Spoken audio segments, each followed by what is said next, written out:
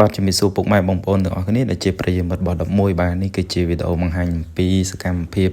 នៃការបុកអំបុកឬក៏នៃការផលិតអំបុកដើម្បីធ្វើម៉េចឲ្យបានញ៉ាំតើពីដំបូងត្រូវធ្វើអីខ្លះពាក់កណ្ដាលធ្វើអីខ្លះចុងបញ្ចប់ធ្វើអីខ្លះជូនបងប្អូនទាំងអស់គ្នាទស្សនាបាទ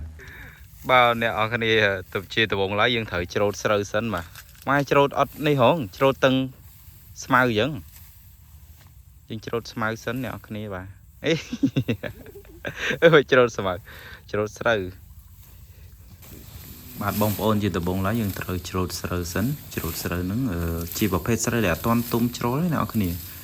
ស្រូវហ្នឹងគឺយើងពេលខ្លះក្របខ្លះច្បាច់ទៅរៀងនៅទុនឬក៏វាអត់រឹងខ្លាំងបានយើង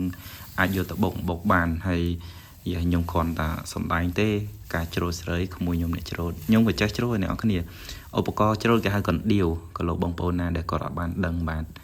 នេះគឺជាសកម្មភាពយើងច្រូតស្រូវដើម្បីយកទៅបុកបាទបន្ទាប់ពីយើងធ្វើការច្រូតស្រូវហើយគឺយើងយកកណ្ដាប់ហ្នឹងគេហៅមួយកណ្ដាប់បែបហ្នឹងគេហៅកណ្ដាប់ហ្នឹងអ្នកនរគ្នាមួយកណ្ដាប់តឹងស្រូវយើងយកទៅស្ទូងស្រូវយើងច្រូតហើយគេហៅកណ្ដាប់ដូចគ្នាអញ្ចឹងខ្ញុំនេះមិនមែនយកជើងទៅជន់ស្រូវធ្វើអីណាអ្នកនរគ្នានៅស្រុកខ្ញុំគេហៅថាបែនស្រូវអញ្ចឹងទៅខ្ញុំខ្លាចតែ YouTube ចាប់ទេ Hello YouTube this is the Khmer culture how to call is the បែនស្រូវyes ការបែនស្រូវហ្នឹងគឺ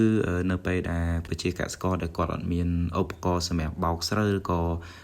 អីតាំងពីដើមមកហ្នឹងគឺគេយកជើងបែនស្រូវបែបនេះអ្នកគ្នាយើងបែនស្រូវហើយ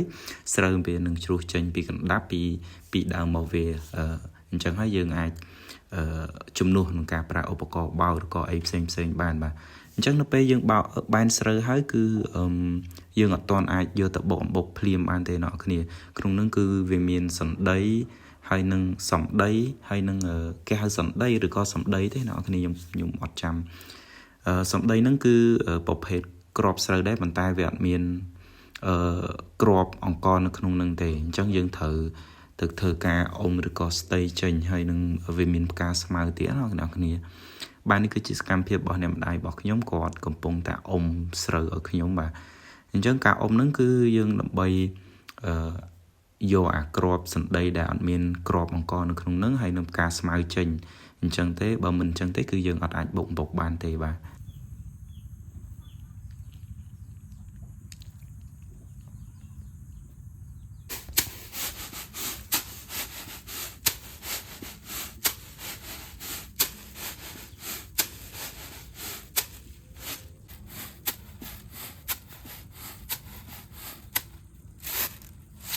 បាទនៅពេលដែលយើង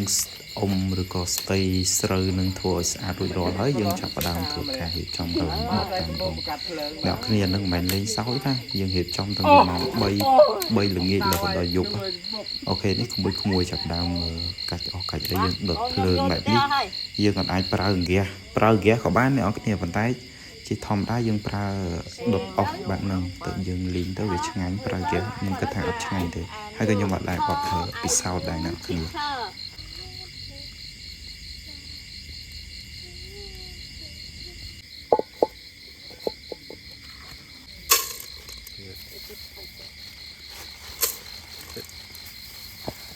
អូខេដំណាក់កាលចិត្តចុងក្រោយនេះគឺយើងធ្វើការដាក់ឆ្នាំងទៅយើងដុតភ្លើងឆេះយើងដាក់ឆ្នាំងចូលបន្តមកទៀតយើងចាប់ដើមដាក់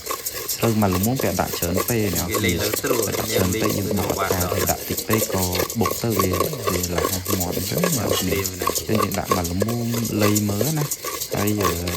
តិចនិចក្នុងការបុកហ្នឹងគឺអាស្រ័យទៅលើអ្នកលីងស្រូវហ្នឹងហើយអ្នកគ្នាបើលីងស្រូវអត់ល្អទេបុកមកក៏អត់ល្អដែរអំបុកដែលយើងផលិតមកអ្នកគ្នាអញ្ចឹងនៅពេលដែលយើងលាងរហូតដល់វាមានផ្ទុះ3 4 5អញ្ចឹងទៅយើងចាប់ដើមឲ្យដាក់លើកស្រូវហ្នឹងដែលយើងចូលនៅក្នុងត្បាល់ដែលសម្រាប់បុកបានហើយនេះគេហៅថាត្បាល់អូខេ this is ត្បាល់ and this one សម្រាប់បុក call អង្រែ and ត្បាល់អូខេអ្នកគ្នានេះគឺជាសកម្មភាពយើងបុកអំបុកតែម្ដងបាទ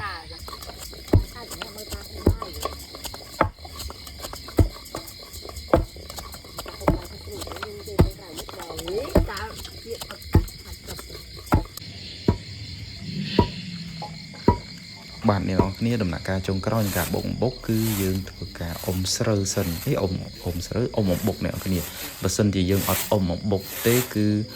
អាក្របកាមកាអីហ្នឹងគឺយើងវានៅក្នុងហ្នឹងយើងញ៉ាំអត់កើតទេវាស្កានដាតហើយវារៀងមានអារម្មណ៍ថាល្វីងអ្នកគ្នាពេលយើងអ៊ំហើយគឺយើងត្រូវឆ្លីវាសិនបើអំបុកហ្នឹងយើងបុកមកមិនមែនបែកសុទ្ធទេគឺវាត្រូវវាមានដុំអញ្ចឹងយើងឆ្លីបែកដុំហ្នឹងទៅដើម្បីយើងអ៊ំឲ្យចេញចុងកាមឲ្យបានស្អាតទើបយើងញ៉ាំបានហូបបានអ្នកគ្នាបាទកាបងបុកមានតែប៉ុណ្្នឹងអរគុណជម្រាបលា